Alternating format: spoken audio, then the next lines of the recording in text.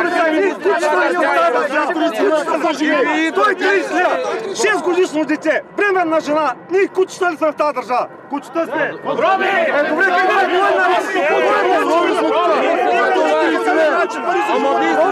робили сме в тази държава, робили сме! Това 80 лева, 130 лева.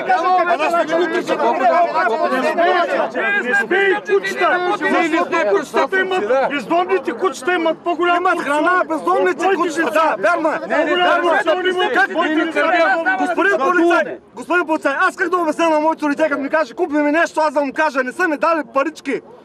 Не са. Добре, кой е начина? Кой е начина, господин полицай? Кой? Няма министър, няма държава, няма това. Честно заработили пари. Не става. Дойде. Дадат парите, първата ни работа е да си платим данъците и тока. Първата работа е тая. Да ги пратя с 130 и пак ще останем без пари. Звънят детска градина. Къде да платят тази детска градина? Срам! Срам!